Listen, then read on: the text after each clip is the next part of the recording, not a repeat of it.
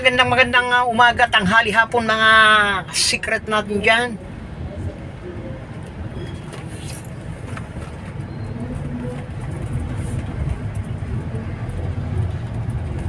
Panibagong araw na naman. Naghang tayo doon mga ka-secret. Panibagong araw na naman at iba na naman ang ruta natin ngayon. Nandito na naman tayo sa may bandang Marilao. So, dito tayo na naman iniano ng ating boss. Wala tayong kalamalam na pinapunta tayo dito. So, dito tayo sa may banda kung saan tayo bumili.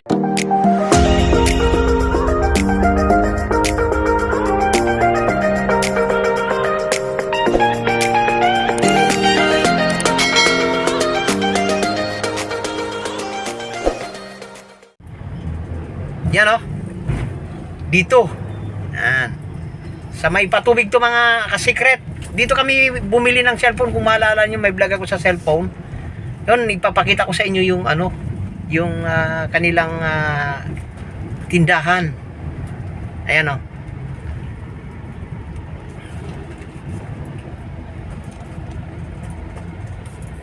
Ayan o, ayan. Yung kung saan may naka-parking na lalamove, yan. Ayan mga ka-secret. Baka gusto niyong bumili dyan. Napakamura yan mga ka-secret. Yung bilihan ng mga cellphone dyan.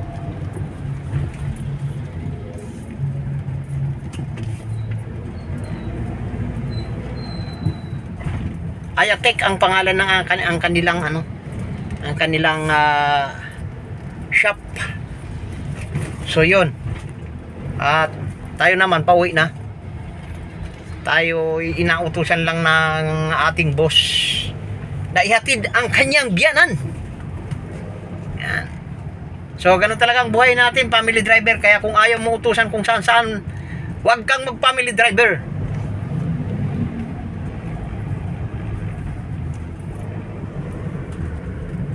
Napakahirap ang buhay ng family driver mga ka-secret.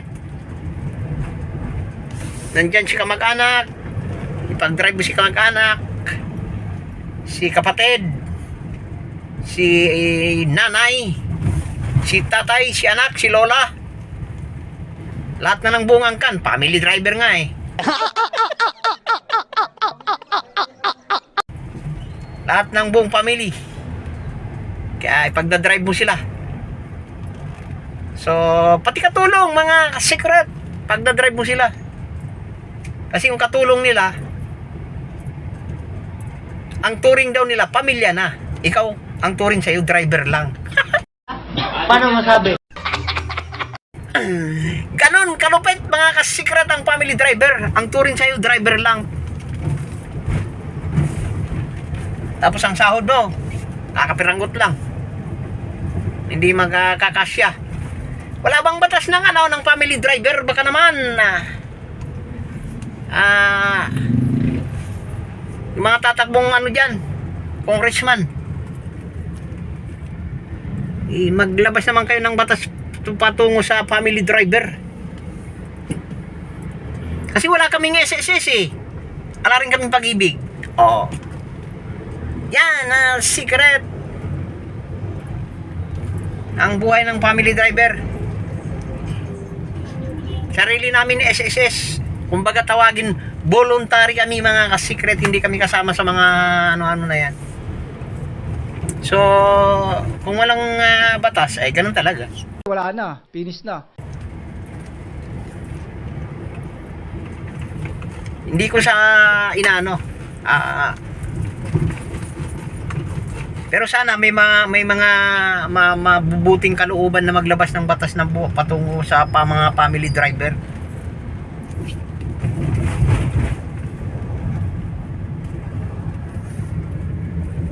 Kasi wala kaming mga benefits na natatanggap sa family driver mga ka-secret.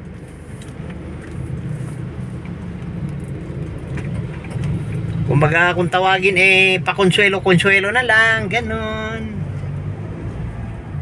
Pagdating sa mga benefits, wala kaming natatanggap, wala kaming pag-ibig, wala kaming SSS. Pero professional ang lisensya namin, hinihingi. Only the Philippines, mga ka-secret.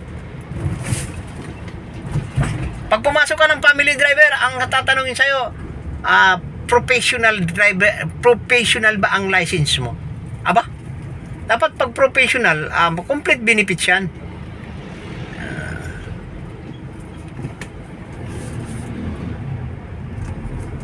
Tapos tatanungin ka pa, ilang taon na ang experience mo?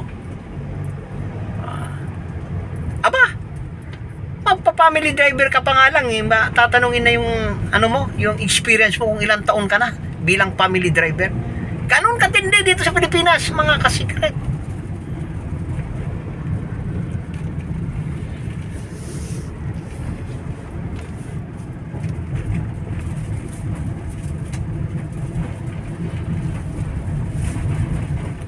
Samantala sa ibang bansa, papasok ka pa lang doon, wala nang tanong-tanong sa iyo kung ilan taon kung ilang taon ka experience. Pagdating mo doon, turuan ka.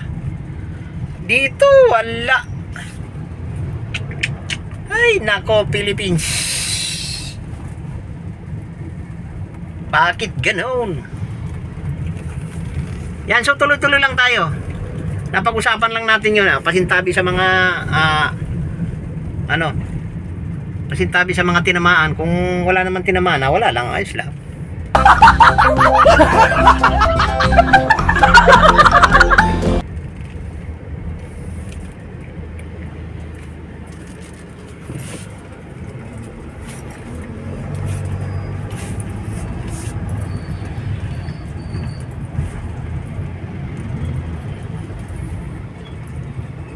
Kaya kayong mga nagbabalak pa lang papasok ng family driver, huwag na kayong magtangka. Maghanap na lang kayo ng iba.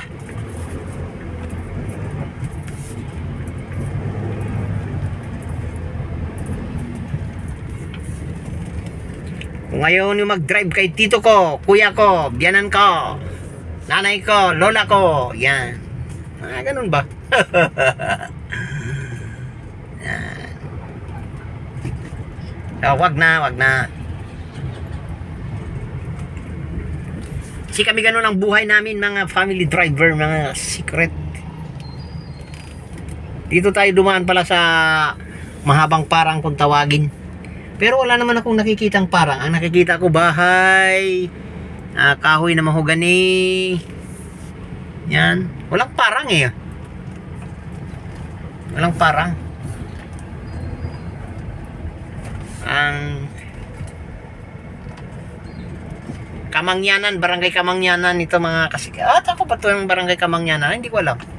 Basta tangalan ko, nandiyan sa unahan ng Kamangyanan, pero sakop to. Tingin ko.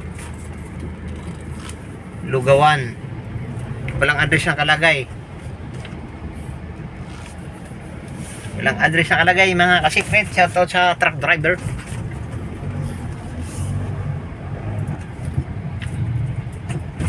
Yan.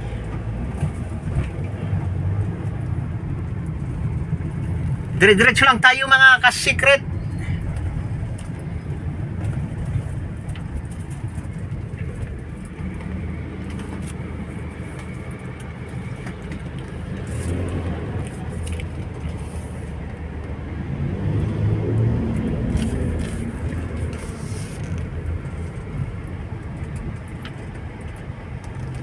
Ito, Kamangyanan to, mga kasikret, yung palipalingkihan dito. Napakita ko na to sa inyo, mga kasikret. So,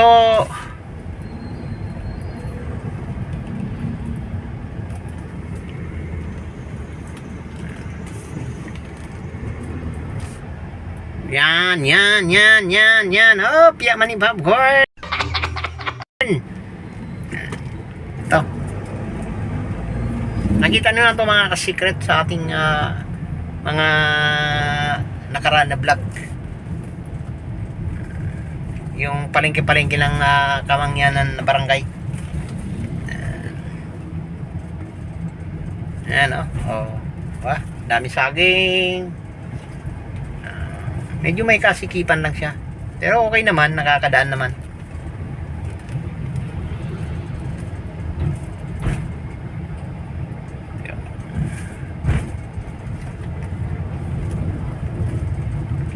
Yan, tuloy-tuloy tayo. Tuloy-tuloy paliko.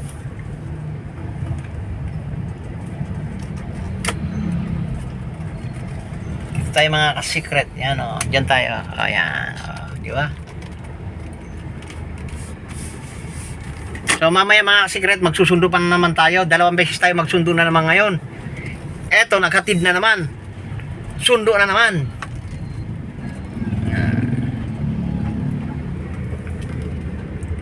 Ang buhay natin parang trompo.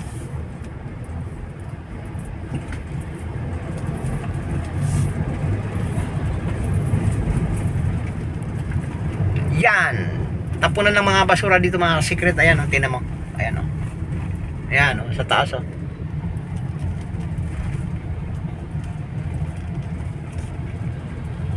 Pero malinis, oh. Tingnan mo. Mga gaganda ng mga bahay nila dito mga ka-secret. Hindi mabaho dito mga ka-secret kahit natapunan ng basura to. Kasi wala akong naamoy eh.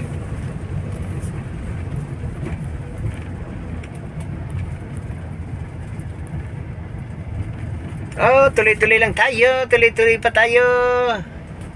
Shoutout sa nagbabantay dito ng traffic, nagpapatupad ng mga traffic ano. La la la la la la la la.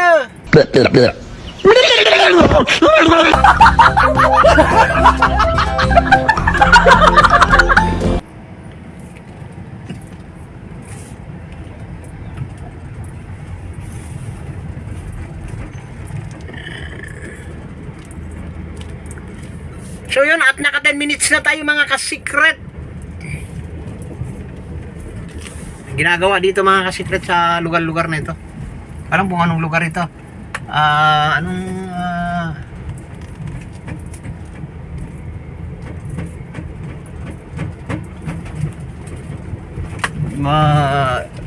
Villa de la Puente.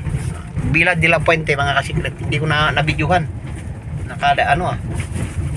Villa de la Puente.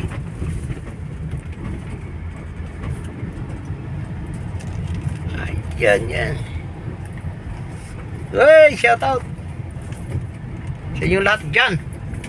At dito kami dadaan ng ka-secret. Malinis na oh. Mga gilid-gilid nila, tingnan mo.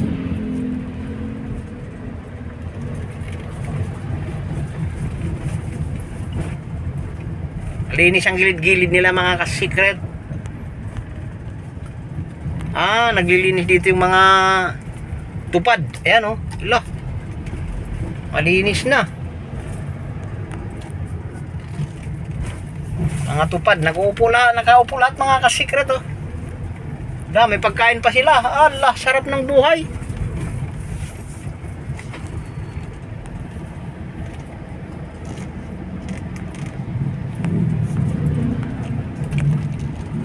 Yun ang mga ka-secret at natapos na natin yung ating trabaho. Nakapaghugas na rin tayo ng sasakyan. So ngayon pauwi na tayo ng bahay. Tayo dadaan sa gubat-gubat. Yan. Anong to mga secret oh. Yan. May pangalan nito. Parang nylon siya mga secret. Yan. So yun. Dito rin tayo dumadaan sa ating mga dating dinadaan-daan ng gubat-gubat. May nilibing siguro dyan na patay na aso.